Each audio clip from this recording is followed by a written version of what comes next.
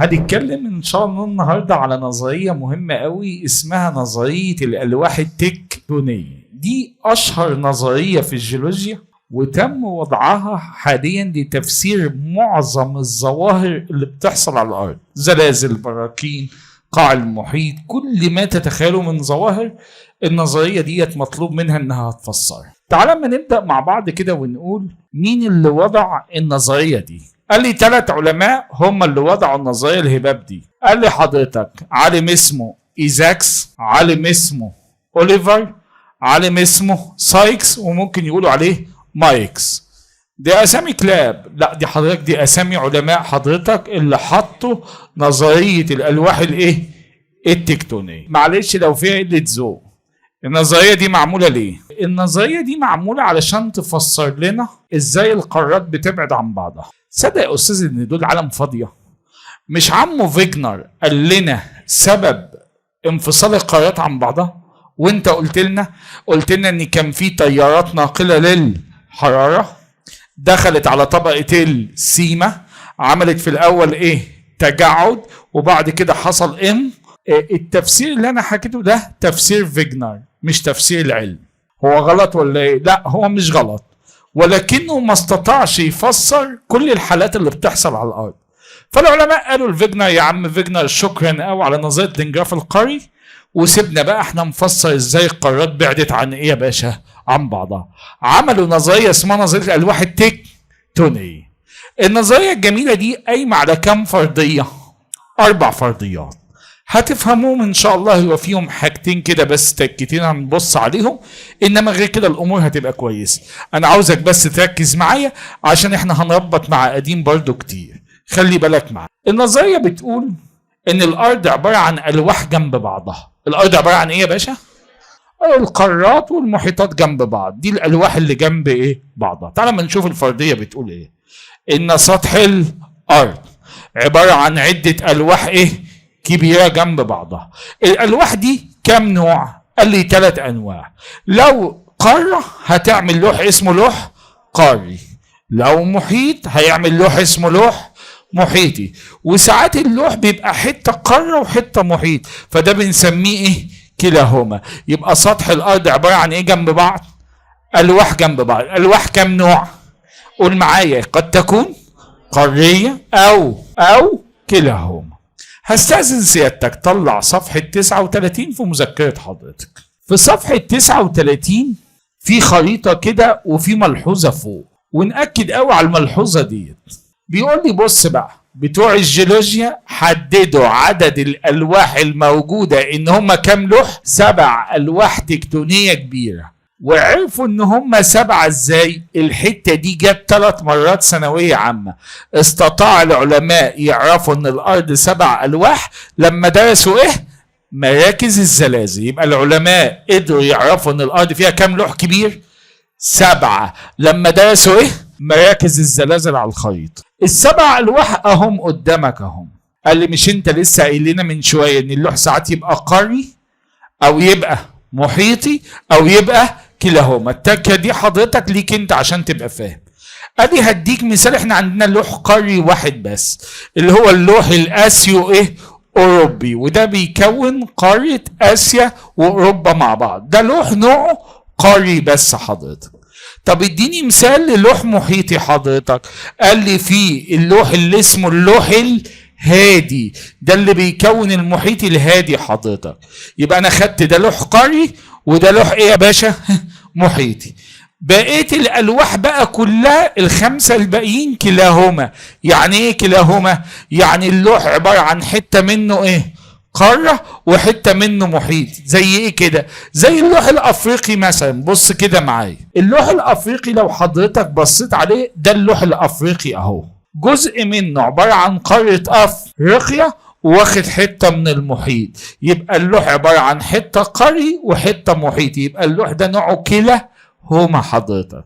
بص لي على اللوح الامريكي الجنوبي، بياخد قاره امريكا وحته من المحيط. طالما ده حته قاري وحته محيطي يبقى نوعه هما. قال لي بص على الامريكي الشمالي، حته قاره وحته محيط، يبقى نوعه كده هما. خلاصه الكلام يا باشا كده ان كده الارض فيها، لو قال لك عدد الالواح هتقول له 7، انما انواعهم قد يكون قاري او كلاهما. واعمل حسابك ان كل لوح كبير من دول هيتقطع لالواح ايه صغير. يبقى اقول لي الفرضيه الاولى عشان الفرضيه الاولى خلصت خلاص. يلا، ان سطح عباره عن عدد من الالواح التكتونيه كبيره. كم نوع؟ قد يكون او كلاهما. واللوح ده يا استاذ ماله؟ سمكه قد ايه؟ قال لي يصل سمك اللوح الى حوالي كم كيلو؟ 100 كيلو. جملة والكتاب قالها وممكن تعدي، بس انت لما بتيجي تروح تذاكر في البيت جابوا 100 منين؟ ده احنا عندنا القشرة القارية كام؟ 60، والقشرة المحيطية 8 12. جابوا 100 منين؟ بص يا محترم، الرسمة دي كانت في اول الباب. اولا الوشاح طبقات كتير، اللي لونها برتقاني دي هي الاسينو ايه سفير. في الطبقه اللي هي دي حضرتك الكتاب ما ذكرهاش، والصوره دي من بنك المعرفه. قال لي حضرتك ده الاسينوسفير، ودي طبقه وشاح الكتاب ما ذكرهاش اسمها اللايسو ايه سفير. اللوح يا جماعه مش القشره بس، اللوح عباره عن القشره وبينضاف ليها طبقه اسمها اللايسو ايه سفير. وده السبب ان اللوح 100، وده اللي موجود تحت عنوان اسمه الغلاف الغلاف الصخري. نشأة الأرض وأغلفتها صخري وجوي وماء. ما هو الغلاف الصخري ده اللي هو القشرة الأرضية وحتة من الوشاح. التفاصيل الزيادة مش عليك، أنا بس بفسر لك علشان لو أنت في البيت ما تتضايقش حضرتك. كده أنا خدت 2 من ال4، تعرف تقولهم لي بالراحة كده؟ سطح الأرض عبارة عن ألواح كبيرة. عددهم كام؟ لا، عددهم 7، انما انواعهم 3. قد يكون لوح قاري او اللوح سمكه قد ايه؟ 100 كيلو متر. لو ده لوح وده لوح، الحته اللي بينهم بتسموها ايه؟ قال لي هنسميها حدود بين الالواح. عامل زي ما يبقى في ديسك كده وديسك كده وفي حته فاضيه في النص، الحته دي حدود ما بين الاثنين. برضو ده لوح وده لوح، الحته دي اسمها ايه يا جماعه؟ حدود ايه؟ بين الالواح. خليك معايا، الحدود دي عباره عن ايه؟ الحته اللي بين اللوحين دي عباره عن ايه؟ الكتاب قال، وهستعين برسومات كتاب الوزاره. قال لي يا استاذ محمد خلي الطلبه يخلي بالهم من الرسومات دي. ده اهو لوح كده، وده اهو لوح تاني اهو، يبقى دولت لوحين داخلين على بعض. الحته دي حته بين لوحين، الكتاب كتب عليها اسمها ايه؟ اغوار. يبقى ممكن لو حته بين لوحين نسميها ايه؟ اغوار. الكلام ده هيتشرح بعد كده برضه بالتفصيل تاني. قال لي شايف ده حضرتك؟ ده كده لوح، وده هو كده لوح تاني، يبقى دي حته بين لوحين اسمها ايه يا جماعه؟ حيد وسط المحيط. يبقى لو عندي حته بين لوحين يحتمل ان تكون يا اما اغوار صح، يا اما حيد وسط محيط. هنقول بعد كده ده هو لوح وده هو لوح تاني، مش دي الحته اللي بينهم ممكن تبقى سلاسل ايه؟ جبال. اللي انا عاوز اقوله لو عندك لوحين الحته اللي بينهم، يلا شوف انا قلت 3 حاجات. اول واحده قلتها اغوار، وقلت كمان حيد وسط محيط، وقلت كمان سلاسل جبال. اللي انا لسه ما قلتهاش تشققات. الصورة اللي هوريها لك دلوقتي للتاريخ. شوف الراجل الغواص لما نزل في الشق الموجود حاطط ايد على اوروبا والايد التانية موجودة في النورث امريكا. الباشا ده كده في منطقة تشققات ما بين قارتين اهي. المنطقة دي حدود ما بين لوحين حضرتك، وادي الممرات اهي اللي موجودة حضرتك اهو. اللي عاوز اقوله علشان اقفل الجزئية دي كده حضرتك، لو عندك حتة بين لوحين واحتمل ان تكون زي ما الكتاب قال كام حاجة؟ 4. ممكن تبقى اغوار، ممكن تبقى حيد وسط محيط، ممكن تبقى سلاسل جبال، ممكن تبقى تشققات. طب يا أستاذ النقطة رقم 3 دي في المذكرة عندنا وكتاب المدرسة كاتب 3 بس، انت مزود كده حيد وسط المحيط. كتاب الامتحان كاتبها، هتشوفها في الأسئلة، النماذج جايباها موجودة على الرسمة اهي، اكتبها بقى لأن انت كده كده دي اتبقت عليك. يبقى لو حتة بين لوحين زودوا لنا يا جماعة حيد وسط المحيط، الكتاب قايلها واضحة. يبقى أنا يا محترمين كده قلت لكم 3 فرضيات، يا رب تكونوا فهمتوا اللي أنا قلته. يلا، سطح الأرض عبارة عن ألواح، كم نوع؟ 3. ممكن تبقى صح كده، قد تكون أو كلاهما. اللوح سمكه 100، لو حتة بين لوحين يحتمل أن تكون حاجة من نار بعض. الحتة اللي بين لوحين ممكن تبقى سلاسل، ممكن تبقى حيد وسط محيط. إلا قول لي بقى الألواح دي ثابتة ولا بتتحرك؟ لا طبعا بتتحرك، مش القارات بتتحرك؟ يبقى أكيد الألواح بتتحرك. اوصف لي الحركة شغالة ما بتفصلش. قال لي الحركة دي حركة ايه؟ دائبة، شغالة على طول، دؤوبة على طول. الحركة دي قد ايه؟ والله الواحد يتكسف من الكلام ده. القارة تقريبا بتبعد عن اختها 2.5 سنتي كل سنة. 2.5 ايه؟ سنتي كل سنة. وحضرتك عرفنا عشان قارتين بيبعدوا عن بعض 2.5 سنتي؟ ايوه حضرتك مستهين بالرقم صح؟ قال لي طبعا، ده لو السبورة بتاعتك دي اتحركت 2.5 سنتي عن الحصة اللي فاتت والله ما خلي بالي. ايوه حضرتك، ما 2.5 سنتي انا مش معتاد انها صغيرة، انما لو عدى عليها 100 مليون سنة هتعمل مساحات كبيرة حضرتك. قال لي هي حركة دائبة وتكون سرعتها ايه؟ بطيئة لدرجة انها تكون غير محسوسة. يبقى اوصف لي الحركة في 3 كلمات. يلا، حركة دائبة سرعتها بطيئة غير محسوسة. قول لي بقى مين اللي بيحرك الألواح دي؟ دوامات. شاطرة، الدوامات اللي هي بتاعت الأسينو ايه؟ سير. قال لي بص حضرتك، مش ده لوح وده لوح، ده تحته دوامة وده تحته دوامة. يبقى لو سألتك وثبت دي عشان معايا طول الحصة دي والجاية، مين اللي بيحرك الألواح؟ الدوامات اللي انا ممكن اقول عليها طيارات حمل دورانية. حضرتك شايف الدوامة دي بتحرك ده والدوامة دي بتحرك ده، لو الدوامتين دول اشتغلوا يخلوا اللوحين دول يبعدوا عن بعض ولا يقربوا من بعض؟ انت شايفين كده؟ قال لي لان دي لما هتلف كده هتجيب دي اليمادي، ودي لما هتلف كده هتجيب دي اليمادي. نشبكك في القديم، القوة دي كده قوة ايه؟ لو في فالق شد طبعا مظبوط، لو في فالق موجود عادي ولا معكوس؟ طب هسألك سؤال بس ما تندبش، ينفع يتكون هنا فالق خسفي؟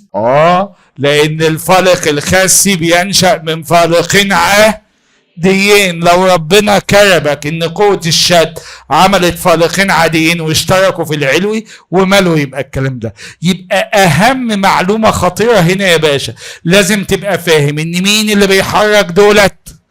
الدوامات دي. حضرتك الافكار لما يعوز يتحرك معاك ويجيب لك كده الكلام ده، يجيب لك دوامة ويقول لك توقع ودت اللوح فين. شاطر يا استاذ شاطر، بس القصة الحاجات دي فين في الكتاب؟ موجودة فين؟ في الرسمة دي جايبة الكلام ده. ايوه يا باشا، الرسمة دي بتوضح ان الدوامة هي اللي بتحدد حركة اللوح. حضرتك شايف الدوامة دي؟ مش الدوامة دي عمالة تلف كده؟ كانت النتيجة ان الكتاب عمل السهم راح كده. شايف الدوامة دي؟ الدوامة دي بتلف كده اهو، كانت النتيجة ان الكتاب عامل السهم رايح كده. يبقى هنا الكتاب عاوز يقول لك اعمل حسابك ان الدوامة هي اللي بتحرك الايه يا جماعة؟ اللوح اللي فوقها على طول. يبقى لازم تبقى فاهم ان الدوامات هي اللي بتحرك الايه يا جماعة؟ الالواح حضرتك. يبقى الدوامات هي اللي بتحرك الالواح بشكل مستمر. طب لما الالواح تتحرك يحصل ايه؟ يحصل ظواهر جيولوجيا كتيرة جدا على سطح الأرض، كل ما تتخيلوا ظواهر كتيرة. حدوث الزلازل بسبب حركة الألواح، حدوث البراكين بسبب حركة الألواح، تكوين الجزر بسبب حركة الألواح، حيض وسط المحيط بسبب حركة الألواح، الأغوار بسبب حركة الألواح. يحصل العديد من الظواهر بسبب حركة الألواح. كده رتب دماغك معايا كده في النقطة الأخرانية. يلا اوصف لي حركة الألواح، اوصفها بثلاث أوصاف. أول وصف حركة، سرعتها، كانت تالت حاجة إنها غير. مين اللي بيحرك الألواح دي؟ تيارات دوامية اللي هي الدوة.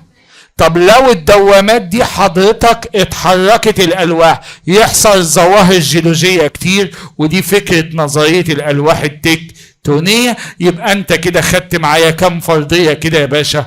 4 فرضيات. يا رب تكون فهمني. تعالى كده معايا وهبدأ أدي لك تكة الكتاب قالها.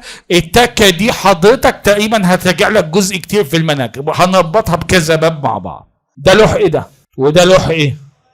اللوح المحيطي ده اسمه سيال ولا سيما؟ سيما يا أستاذ. طالما سيما يبقى بازلت ولا جرانيت؟ بازلت حضرتك. يبقى كثافته كبيرة ولا قليلة؟ لازم يا أستاذ البازلت فيه حديد، والحديد كثافته إيه؟ كبيرة، ده أعلى كثافة. ولو حضرتك خليت بالك وإحنا بنجهز الحصة ادينا لون أسود عشان اللوح البازلت لونه أسود. قال لي بص بقى، اللوح التاني ده سيال ولا سيما؟ سيال. يبقى صخر جرانيت، يبقى أقل إيه؟ والجرانيت لونه وردي، علشان كده حاولنا إن إحنا نظبطها باللون الوردي. استأذنك في حصة القشرة الأرضية تاني حصة كانوا بيقولوا لنا إن القشرة القارية ده والقشرة المحيطية ده في حالة توازن دائم، مش هم قالوا لنا كده؟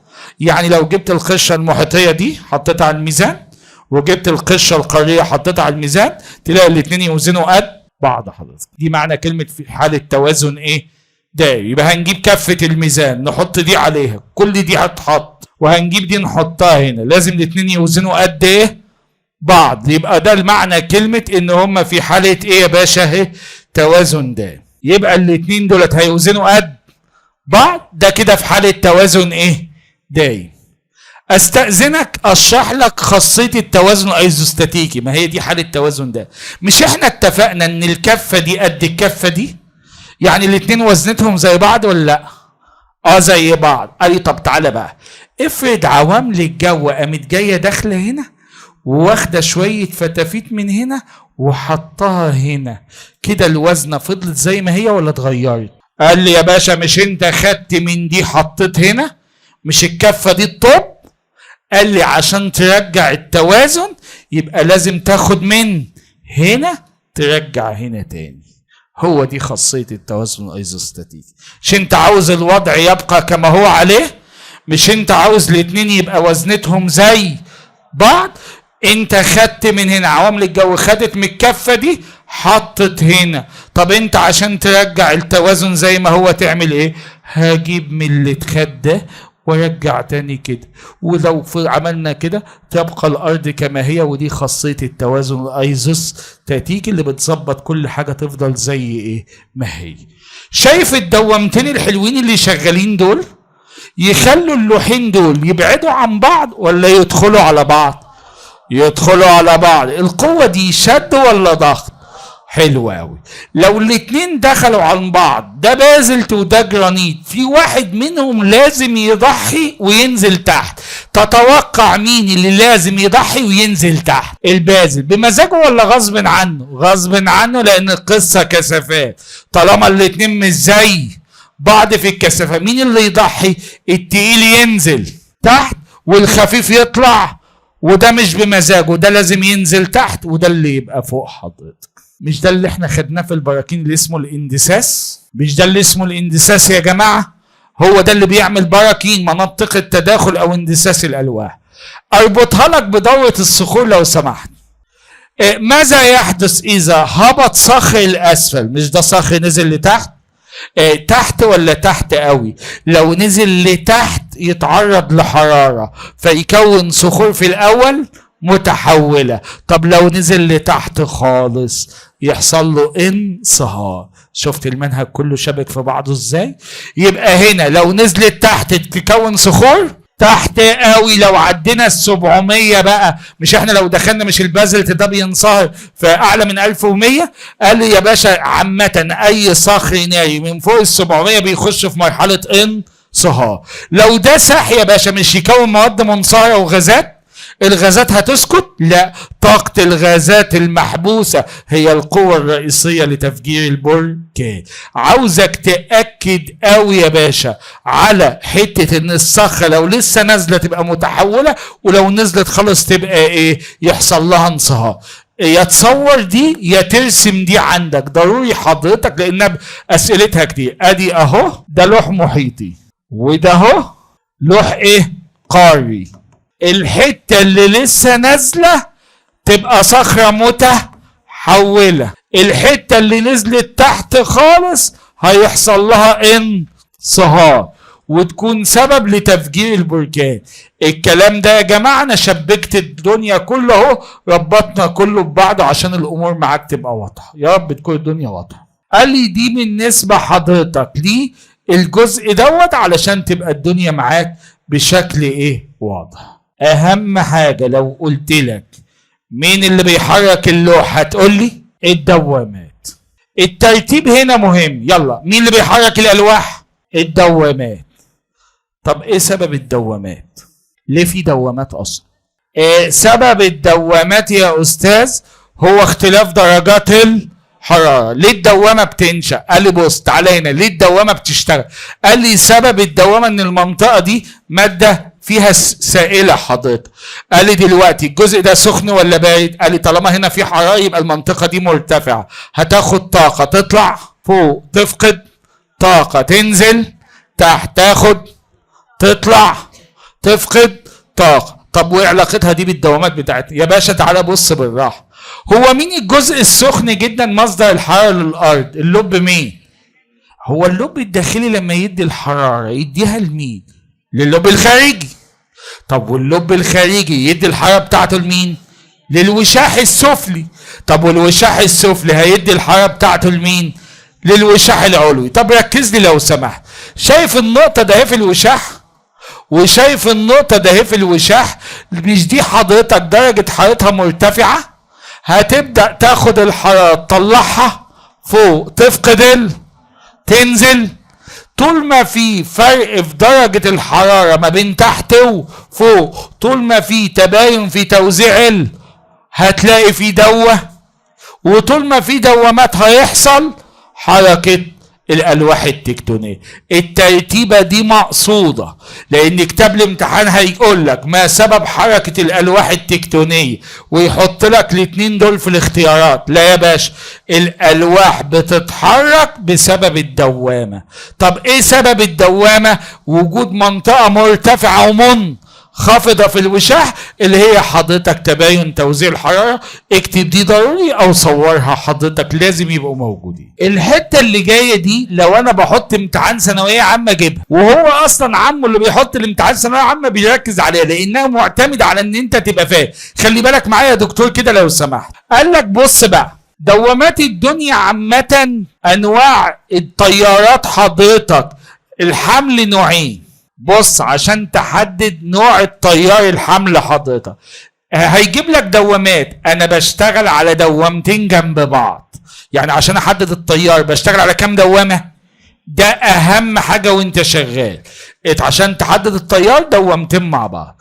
الدوامتين دول اللي شغالين مع بعض دول يعملوا تيار انت بعينك هتشوف هابط ولا صاعد. هابط اهو، مش هم نازلين اهو؟ قال لي لو لقيت الدوامتين كده يعملوا تيار ايه؟ هابط. طب بص الدوامتين دول عاملين تيار هابط ولا صاعد؟ صاعد. يبقى انواع التيارات كام نوع؟ يا هتلاقيها هابطة يا هتلاقيها ايه؟ صاعدة. طب انا عشان احدد التيار ببص على كام دوامة؟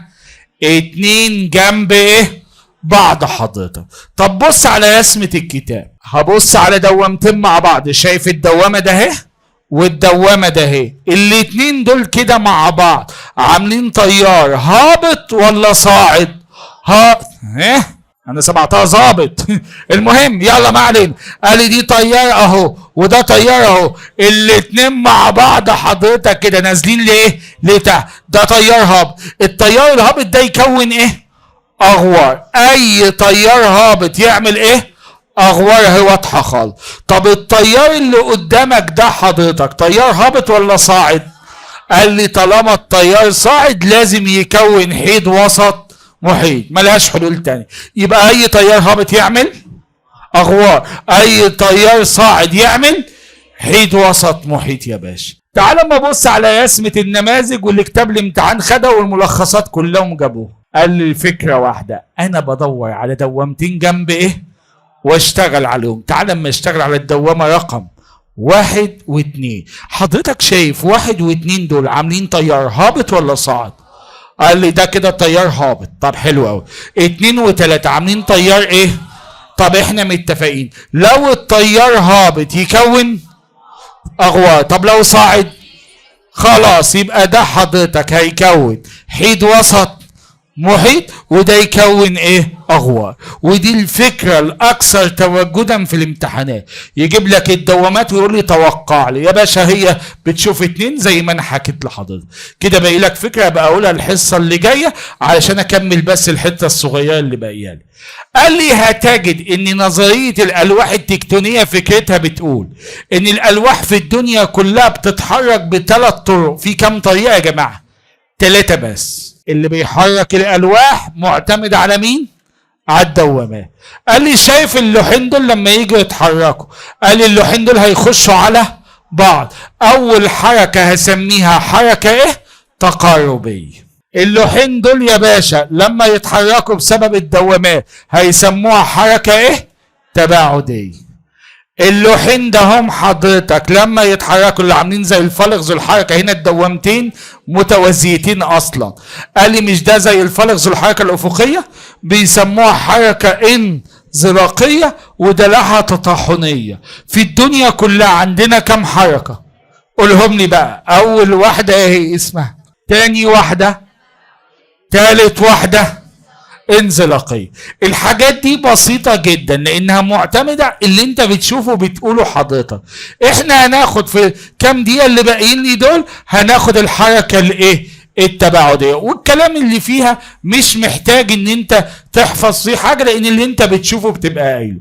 تعالى كده اما ونبص على الحركه التباعديه. حضرتك شايف القوه اللي موجوده هنا اللي بتعمل الحركه التباعديه دي قوه ايه؟ شد. صح يا جماعه؟ فكرتها ان لوح بيبعد عن لوح اخر. هو ده التعريف. هقول له الحركه التباعديه سببها قوه وفيها يتحرك لوح تكتوني ماله مبتعدا عن لوح تكتوني. طب لما جه في التجريب وقال لك توقع نوع الفالق، عادي ولا معكوس؟ عادي. ليه؟ عشان قوه شد. هل يمكن ان يتواجد هنا فالق خسي؟ قال لي يا استاذ. قال لي احب ادلع الحركه التباعديه والنبي لا تركز معايا. قال لي بيدلعوها بيسموها الحركه الايه؟ البنائيه. ليه سموها بنائيه؟ اكيد بتبني حاجه. ما هو لو ما كانتش بنائيه قال بتبني ايه؟ هقول لك اهو. مش دول لوحين هيبعدوا عن بعض؟ الحته دي بقت فاضيه ولا ما بقتش فاضيه؟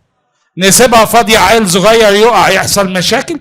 قال لي لا، الحته لما يبعدوا عن بعض لازم نبني هنا حاجه. بس احنا اتفقنا خلاص، مش انت لازم تبني هنا حاجه؟ فقال لك هنسميها حركه. ايوه هتبني ايه بقى؟ اي لوحين، قاعده بقى يا باشا اللي هتمشي معايا الكام دقيقه الجايين. اي لوحين هيبعدوا عن بعض لازم يبنوا في النص بينهم لوح محيطي جديد. اي لوحين يبعدوا عن بعض هيتبنى في النص ايه؟ لوح محيطي جديد، ودي اسمها حركه بنائيه. رد عليا. الحركه البنائيه سببها قوه نقط وفيها لوح بيبعد عن دلعها، اسمها الحركه البنائيه.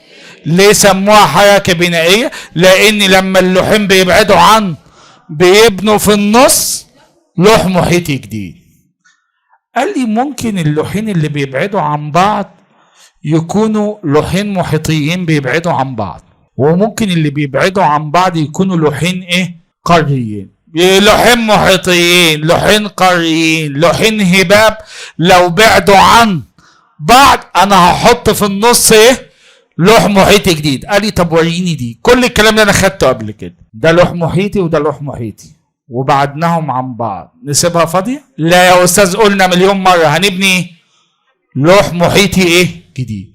لو حطينا لوح محيطي جديد كده قاع المحيط كبر ولا صغر؟ تزعل لو قلت ان الحركه دي نتيجتها هتسبب اتساع لقاع المحيط؟ منطقي. مش المحيط ضفت له حته محيط كمان، يبقى حصل اتساع في قاع المحيط، وده هتشوفه في حيد وسط مش هتشوفه، ده احنا شفناه وريهولك دلوقتي. طب تعالى امسك دي. ده لوح ايه ده؟ قاري. هبعده عن لوح قاري. يا استاذ القاعده واحده، مش انت هتبعد القاري عن القاري؟ لما بعدنا القارتين عن بعض نسيب الحته دي فاضيه؟ القاعده واضحه، طالما بعدت لوحين، اي لوحين هتبعدهم عن بعض نسيبوا الحته اللي في النص نبني فيها ايه؟ لوح ايه؟ لوح محيطي جديد. يبقى هتحط هنا لوح محيطي جديد، وبالتالي بعد ما القارتين كانوا لازقين في ايه؟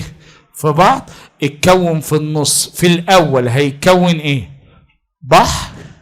ولو فضلوا يبعدوا البحر هيكبر، هيتحول لايه؟ لمحيط. خد لي صورة للبتاعة دي ضروري. يبقى اي لوحين، خليك معايا دكتور، اي ايه؟ هيبعدوا عن بعض هنسيب الحتة اللي في النص فاضية ولا نبني فيها حاجة؟ هنبني فيها ايه؟ لوح محيطي جديد. لو لوح محيطي بعد عن لوح محيطي، قال لي ممكن تفرجني دي؟ قال لي افرجك. يبقى احنا شفناها الحصه اللي فاتت.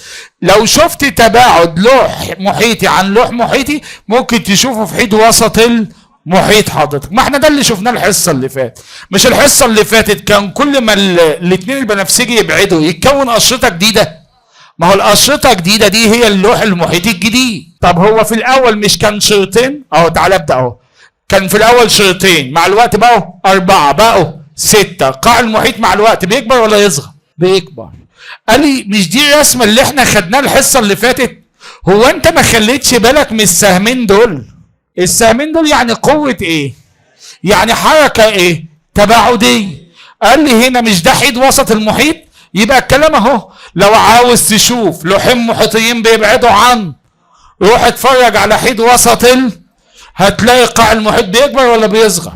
واحنا واخدينها الحصه اللي فاتت. واكد قوي على السهمين ده ان دول قوه ايه يا باشا؟ شد. استاذن حضرتك في صفحه 38 في المذكره مكتوب عندك تباعد لوحين محيطيين كما في حيد وسط المحيط. كما في حيد وسط مين؟ المحيط. اكتب تؤدي لاتساع قاع المحيط. يؤدي لاتساع ايه؟ قاع المحيط. دي فهم حضرتك. تعاد لوحين محيطيين كما في حيد وسط المحيط هتزود عليها تؤدي لاتساع قاع الايه؟ المحيط. للمره الثانيه، لو لوحين قاريين يا جماعه، قاره وقاره بعدوا عن بعض، ايه اللي يحصل؟ يتكون في الاول ايه؟ بحر، ومع الوقت يتكون ايه؟ محيط. ادي رسم كتاب المدرسه اهو. ادي القاره دي خدت الجنب ده، والقاره دي خدت الجنب ده. مش القارتين بدأوا يبعدوا عن بعض؟ في الاول خالص اتكون ايه؟ بحر. طب مع الوقت لو فضلوا يبعدوا البحر ده مش هيكبر؟ قال لي هنا البحر يتحول لايه؟ لمحيط. لازم تبقى فاهم. ولو كده اكتبها عندك على المذكره، في المذكره عندك اللي هي في كتاب رسم كتاب المدرسه. يبقى في الاول بيتكون مين؟ بحر، وبعد كده بيبدأ يتكون ايه؟ محيط، طالما بعدوا عن بعض. قال لي عاوز مثال لبحر اتكون بالطريقة دي، وعاوز مثال لمحيط اتكون بالطريقة دي. قال لي لو مثال على البحر اللي عندنا، البحر مين؟ الأحمر. قال لي على فكرة مصر والسعودية ايد واحدة، كانوا حتة ايه؟ واحدة اصلا. يعني افريقيا واسيا كانوا لازقين في ايه؟ في بعض. واللي حصل؟ مفيش. افريقيا واسيا كانوا لازقين في ايه؟ بعض. لقوا القاره فلقت. ايوه فلقت من النص كده. انت عاوزني اقول فلاح؟ لا يا حبيبي مش عاوزك تقول فلاح، انا عاوزك تقول اللي في الكتاب. تفتقد عشان تعرف الواجب الجيولوجي اللي معمول. فلاح تحسن والله انا قلت كده. ماشي، يبقى القارة افريقيا حصل لها ايه؟ تفتقد. ماشي، افريقيا واسيا كانوا الاتنين حتة وبعدين فلقوا. طب لما يفلقوا يبعدوا عن بعض، نسيب الحتة دي فاضية عيل من السعودية يقع يعمل لنا مصيبة؟ قال لي ليه؟ قال لي طالما بعدوا عن بعض هيبعدوا عن بعض. قال لك مش لسه بعدين عن بعض قريب؟ قال لي يبقى يتكون ده سبب نشأة البحر الايه؟ الاحمر. وعلى فكرة مش هيفضل بحر، لانه هيفضل التباعد اصلا شغال. الا البحر الاحمر دول اللوح الافريقي واللوح العربي بيبعدوا عن بعض قد ايه كل سنه؟ الرقم موجود. لما افريقيا فلقت قال لك بيبعدوا عن بعض كام؟ 2.5 سنتي كل سنه. يبقى كل 10 سنين 25 سنتي، يبقى كل 100 سنه 2 متر ونص. فاكرين لما كنت بقول لكم عاوزين يعملوا كوبري من مصر والسعوديه؟ قال له والنبي يا عم بتاع الكوبري ودي حضرتك البتاع ده اللي بتاع جيولوجيا هندسيه علشان يبقى فاهم ان المساحه دي مع الوقت بتزيد، والا هيعجز في الحديد وهيطلعوا حرامي.